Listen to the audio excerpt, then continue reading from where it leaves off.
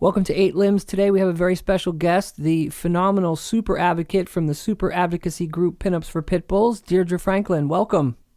Hi, thank you so much for having me. Oh, of course, you know it. In full disclosure, we know each other well. We've done events together and had many phone conversations over the years about dogs and advocacy. So for those listening, just know that this isn't the first time Deirdre and I have talked. We're good friends, and we just want to bring some of our conversations to the public because we have a lot of information we'd like you guys to soak up and apply to your own lives. Well, my first question, Deirdre, is you've been doing advocacy for over 10 years now, and what's changed for the better in pit bull advocacy? Well, one thing's for sure, we have more states now than ever that have banned breed-specific legislation. I believe it's 16 states as of today. So that's pretty huge. I think a lot of people are a lot more aware than they were years ago about breed-specific legislation. A lot more people are aware that these dogs are individuals and not something to be categorized anymore. And I think people overall have like a better global worldview of these dogs as caring, loving dogs and family dogs, and not just dogs that have been taken advantage of. So I think that's changed a lot and spread pretty globally and has gotten to the point where people want to help them instead of just turn a blind eye.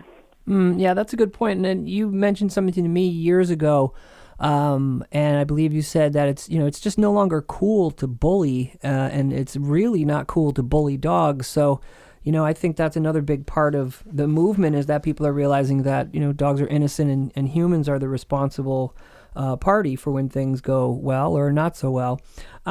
So what are the remaining roadblocks? Because we obviously still have BSL and there's still pit bull prejudice, but what do we need to do and what's left on the agenda to get this either drastically reduced some more or eradicated? I think what it really takes is individuals to look at their own communities and see what's going on where they live.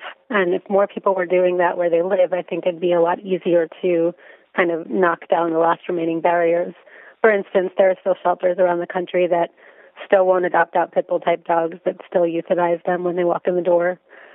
So situations like that, where if that's happening where you live, you can challenge that. You can go to your city council or you can go to your shelter and ask what they need to change those rules and get with the program where the rest of the country understands that all dogs are individuals. So if everybody was kind of doing that where they live, I think it'd be a lot easier. The other thing is a lot of groups still aren't working together. Everybody kind of still is on the every man for himself, every organization for himself, and fighting for the same resources when really when we're working together, we're increasing our resources and we're helping these dogs at a much greater level. So I think that's really what it takes is, stop trying to do it all yourself and work together with other groups and join hands. Yeah, agreed. I don't think that there should be any sort of divisions in any of the dog communities. I know we, us trainers, we deal with that, but our divisions usually lie with people who are doing really harmful training methods. It's not that they're training dogs; it's how they're approaching it. And with advocacy, I just find the whole idea of not working together ridiculous. So I agree. A lot of castle guarding goes on, and it does make you question sometimes what someone's true motivation is. So how is social media helping and or hurting pit bull advocacy? Sure. So one of the great things about social media is it has given us a chance to kind of see what everybody else is doing and adapt to some really great things that we're seeing out there. One of the things Pinups for Pit Bulls does is we offer what we call courtesy posts for rescue shelters, individuals, anybody in need of finding a home or a way to get a dog marketed. And last year in 2016, by December 31st, we had helped 1,003 dogs off of death row and into rescue or shelter or into fosters or permanent homes. And that's just by taking our social media audience, which is quite large, and using it for something that is beyond our mission and just something that we really care about as individuals and humans. We have this audience and we have a way to get the word out, so why not use that for something more than, more than what we already had really planned to do as educators. So if people were kind of evaluating what they can do with their social media accounts, like there are some groups out there that are incredibly popular, have millions of followers, and really take that opportunity to spread some good information and get that out to their fans and followers. And then there are others who, just share memes, and that's cool. But it's really not, if their efforts are to help advocacy or to help animals get, some kind of information out there, then what can we, I think it's really a matter of what can we do to do this any better than we already are. And so looking at what kind of following you have and how you can capitalize on that following to help further your mission. In the same regard, I think a lot of people on the negative side are jealous, and a lot of people are hurtful or say, or troll pages or do their best to take things down that are good. And by using social media, sometimes people really just misinterpret things or share things from their own worldview instead of evaluating the effects that it's going to have in a larger worldview. So those are, I would say, some of my concerns about the way that people use social media. It's really quick to spread things negatively like wildfire as much as it is to spread the good.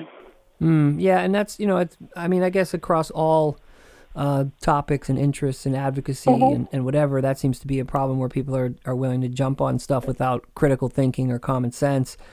That's incredibly impressive that you guys have helped 1,000+ dogs.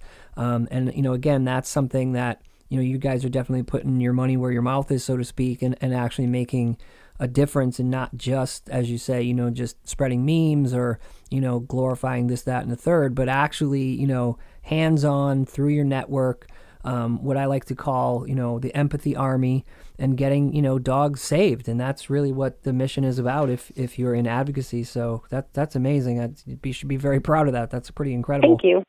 We really are. And the year before, it was about a little under 700 dogs. And so we challenged ourselves to how do we do this better and how do we increase that number and help even more. And those are just the ones that report back to us. So it couldn't be significantly higher. As we know, people in rescue and shelter work are on the move all the time, so it's hard to get back to us. So I'm sure that number is even greater than 1,003, but that was still pretty awesome. And one of the best stories we received was an actual New Year's Eve dog that somebody drove from North Carolina to New York City to go and save, and they wrote to us about it and let us know that this dog is now helping their kid that has autism. So it's just pretty amazing stuff. It's just a matter of, we have an audience that's incredibly large, and they're not all necessarily dog people. They might like us for a calendar or for other reasons, and so it increases the audience for, the amount of people we can actually get to adopt dogs into their homes because they don't already have dogs, or they might have never considered having a dog before. Yeah, that's a good point. And and again, it's like you say, and we're going to talk a little bit more about pinups and what you guys do. But the fact that you may attract some people who aren't necessarily dog people, but they want to look at beautiful women and have a calendar. That's great, because that also helps get the information out to people who might otherwise not have it. And ultimately, everybody knows somebody somewhere that has a dog or a pit bull dog at some point, so it's always good to reach outside of the direct culture. Now, speaking of pinups and having beautiful women on your calendars, do you get negative responses and haters because of your approach of having pinup models be your spokespeople and your advocates? Yeah, absolutely. They're few and far between, but they certainly still sting when they decide to post comments or negativity or say things to us in person. But yeah, there are definitely people who either question body types or ethnicities or things like that they still bring up, which is always interesting to us because they're obviously not paying attention. We celebrate all kinds of women in all backgrounds and all body types, but people will still every year just make the assumption that we only want skinny, tattooed, whatever kind of people, and which is the furthest thing from the truth. But they just don't pay attention. They just kind of verbalize before they actually look or do any investigation. But there are far more people who really appreciate the fact that we're taking something that's positive and that attracts people, and we're using that positivity to, once we have their interest, then we get to educate them.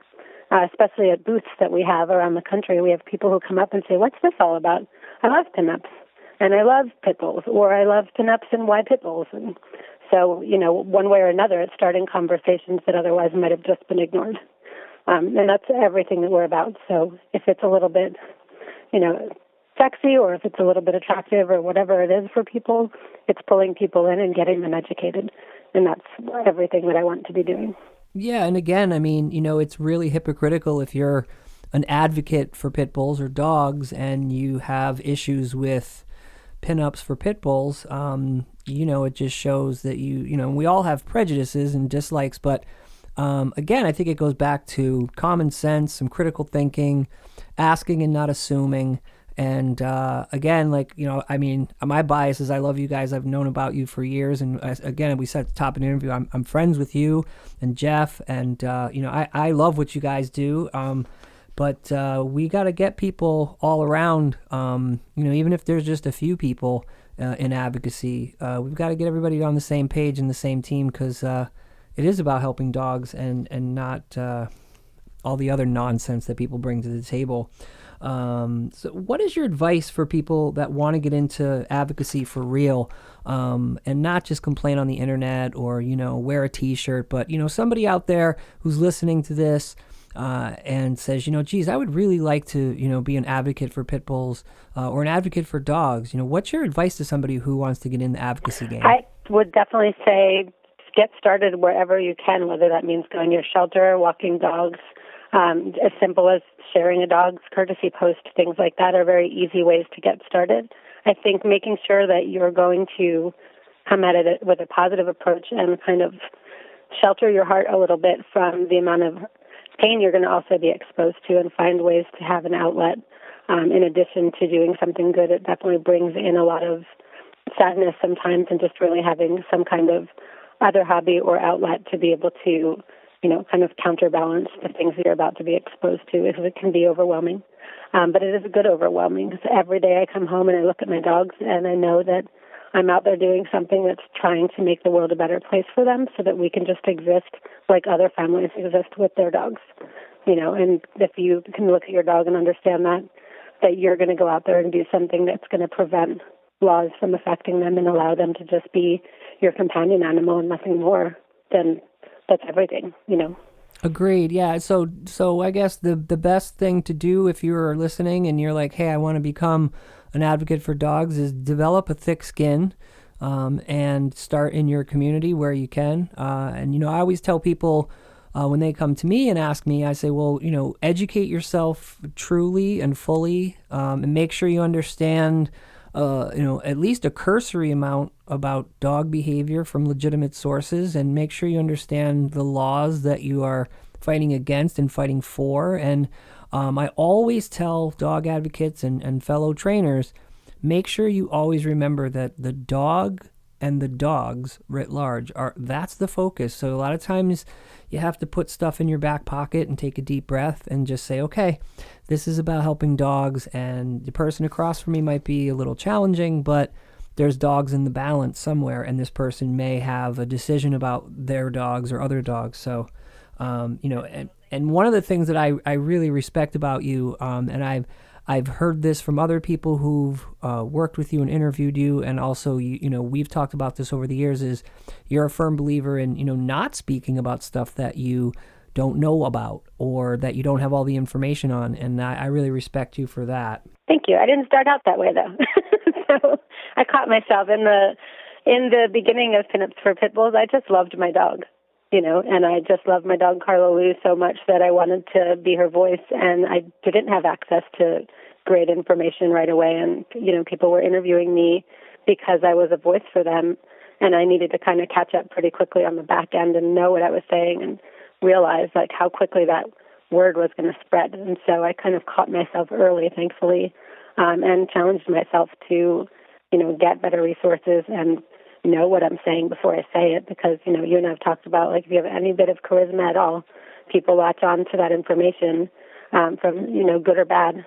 And so you need to know what you're talking about 110%. And so, I don't want to promote my book in this way, but I wrote The Pitbull Life with Linda Lombardi because of this exact situation. I really wanted to put something out there that whether anybody knows what we're doing or knows about Pinups for Pit Bulls or anything, they can pick that book up, read it, and go out and actually be able to be a voice in their community without too much extra effort, which is pretty, it took us a long time to write and put together, but it's all very well researched, and we kind of wanted to make it a toolkit that people could go out and use that opportunity with that information in their communities and spread that information for good, and I wanted to simplify things. You did a great job. I'm honored to have contributed to the book, and I've read it, and it's incredible tool for anybody, whether you're a dog guardian or whether you're an advocate.